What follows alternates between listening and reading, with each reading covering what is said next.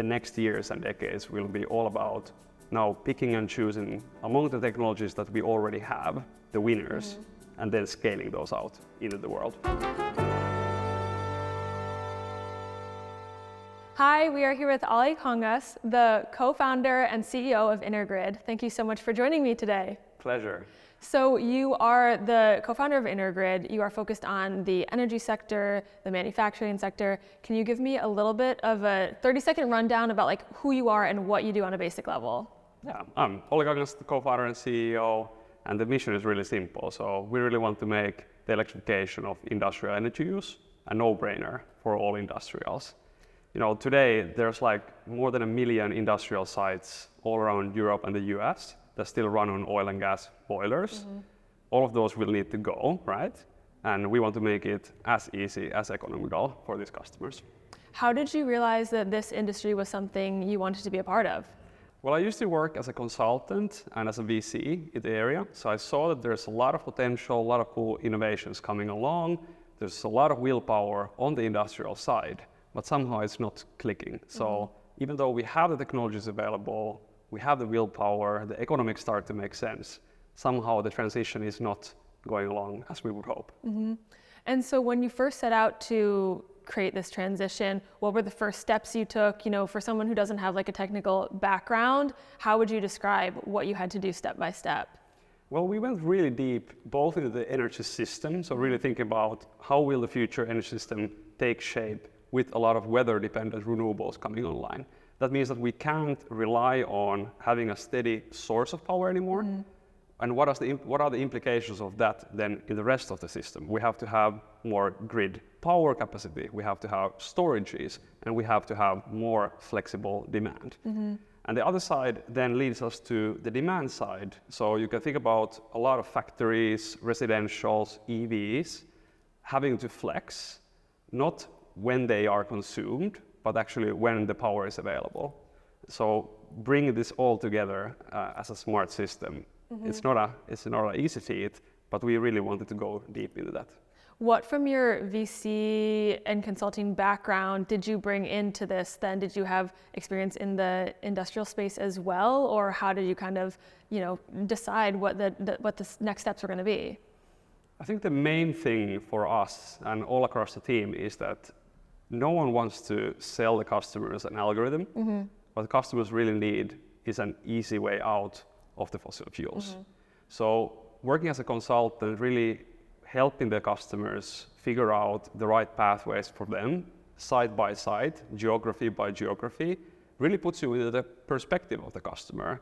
Often it's not just as simple as, you know, coming up with a nice technology, buying it, but it's actually, you need to take in a lot of local variables into account, and then also do some change management on site to get also the local team on the floor on board with it. Definitely. So you right now are working on transitioning away from fossil fuels into heat and steam, correct? How, and correct me if I'm wrong, how would you describe what this transition really looks like? Yeah, so today, roughly a third of all global energy goes to industrial use, but around 75% of that is actually already heat and steam, but it's produced with fossil fuels. Gotcha. So what we want to achieve is that a majority of that, currently, you know, basically oil and gas fired up boilers, boiling up water, could easily be replaced with renewable alternatives, just like heat pumps, electric boiler systems, different kind of thermal storages. And where are you then looking in terms of these alternatives? What are some of the most effective ways to do this? What are some of the most effective alternatives that you're seeing on the market today? It really depends on the geography and the nuances of how the power market is taking shape. So in countries like France, when there's a cheap, stable supply of power from a lot of nuclear generators, a heat pump system often is the way to go, because then you can get the coefficient of putting in 1 unit of electricity and actually getting multiple units of heat and steam out. But then in geographies with more volatility in the power prices and the availability of renewables, e-boiler and a thermal storage combination could really will be the way to go. Who are your clients today? Where exactly is Intergrid in practice right now? We're today already trusted by more than 40 industrial sites in Finland and the Netherlands. Okay. We work across more than 10 industrial segments, from food processing, milk and dairy, process manufacturing in materials, district heating, facility heating, greenhouses, even industrial laundries. And the kind of common denominator between all of those is that they use a lot of heat and steam. Is your pitch to those different sectors different on why they might want to partner with you guys? Yeah, there are certain differences on the pull and push factors depending on the sector. What we see is that the closer you go to the end customer, the consumer, the more the kind of green values and the sustainability factors come into play. But then again, when you're more behind the scenes, let's say you're doing material manufacturing for construction industry, there is more about costs and efficiency. What has been one of the biggest challenges, especially like a lot has grown in terms of like the mission for environmentalism, alternative energies, but there's also a lot of hesitancy, I think, to change over. Has that been a challenge for you guys? Definitely, and I think, you know, the fossil fuels are putting a good effort in. So it is actually a very good customer experience to just keep on running oil and gas. What we need to do is not only match that experience, but build something that is as simple, easier, cheaper for the customer. And is that the case right now? Easier, cheaper, all those sorts of things? It's really coming nicely together. Yeah. What have been the ways that you guys have achieved that? Because I think, you know, with a lot of different industries, when you start making these transitions over to something that's like better in a lot of ways, it is those things. It takes a little bit longer, it's a little bit more expensive. How have you guys avoided that?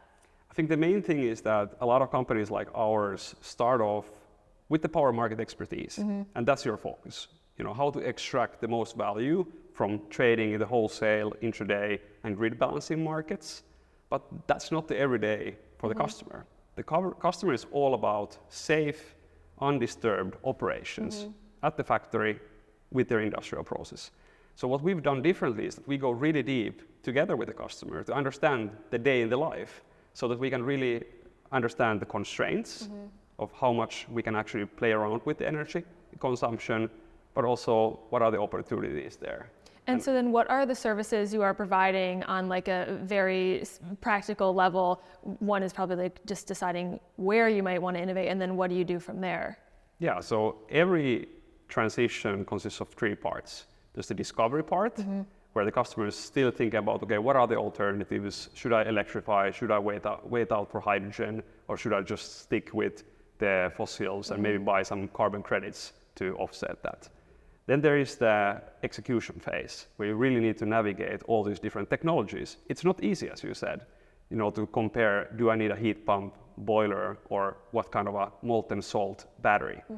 And then finally, when you reach the conclusion, okay, this makes sense, you've gotten the right equipment in from the right suppliers at the right price, then we come to the operations. And that's the tricky part, because you can't just, you know, set it up and forget, because you have this volatile power market that is like a stock market. It's changing every minute, and it's a living organism of some sort. So you have to think about the whole mindset differently on how do you operate the heat and steam production in your facility. Yeah, and then are you guys implementing your own people into those, you know, when you're having to kind of manage it at that point, is that your own team doing it? Are you training them on how to do it? What does that kind of very end of the line look like for you guys? Yeah. So for us, we really want to match our offering to these 3 steps.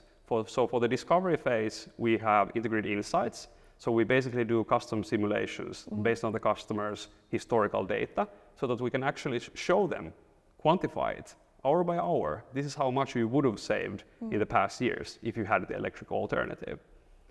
For the execution phase, we have our platform offering. So we have this curated menu of different concept bundles, so that you don't have to go do the heavy lifting for this one-off project, but we actually do it every day for all of our customers. So that way we can make the whole procurement, installation, commissioning phase much more efficient. And then finally, for the operation stage, we have Intergrid Flow, which covers everything from forecasting your energy consumption, forecasting the status of your system, you know, what do we have available? Do we still have room in the storage? Do we have flexibilities in the boilers that we can ramp up or down depending on the power market? And then we connect all of that information kind of where to play into efficient trading strategies in the power markets. Gotcha. So you are in some ways a middleman as well as the service provider yourself, correct? Yeah, we really want to see ourselves as a tech-enabled platform. Yeah. How, speaking of tech enablement, how has AI impacted what you guys are building? I think AI is a great tool to add into our toolkit. If you think about a lot of the things in the transition are tricky, they're tedious, but they need to be done. So AI enables us to get over with a lot of those more tedious, more manual work together with our customers more efficiently and more scalably. But in the end, what we're really trying to reinvent is the customer experience throughout the whole transition. And to do that, you need much more than AI. And what are some of those other components that you feel like are really critical to your success today? I think it all boils down to not only focus on hardware innovation, software innovation, but really thinking about it holistically. What is the customer experience and innovating on that? In terms of the future of the energy space, do you have any predictions on what's coming next, things that you guys are getting ready for at Intergrid? Yeah, I really feel that, the past decades, it's all been about incubating these cool new technologies, seeing if fusion could be the silver bullet to save us all. But I think the next years and decades will be all about now picking and choosing among the technologies that we already have, the winners, and then scaling those out into the world. How have your conversations with investors looked? Are they excited about what you've built, what you're building? Has there been any hesitancy that you've had to talk people through?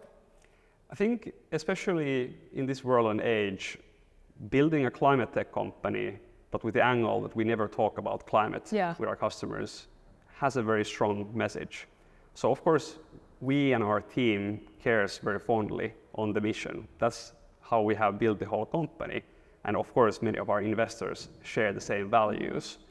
But I think it's really differentiating us that we're not waiting for some subsidy or some regulation to come in, or we're not relying on the customer to pay a green premium.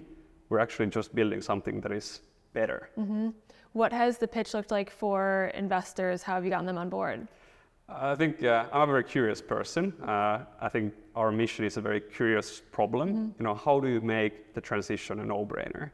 So we've taken the stance of being really open with our investors and also potential future investors. So we really put it out on the table. This is how we see it.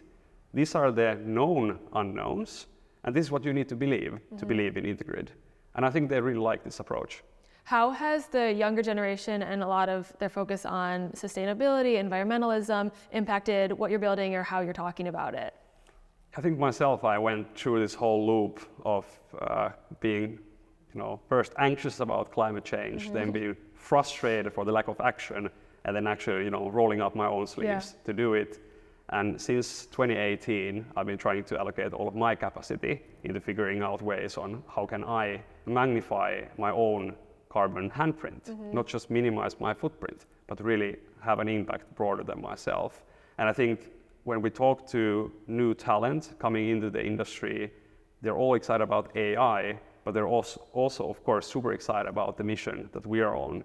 And I think a lot of our team members feel that Intergrid really is the vehicle for them to amplify their impact the most. Yeah, and speaking of youth, being under 30, this young cohort of change makers, business owners, leaders in these different industries, how do you feel like age comes into play as you are building this company?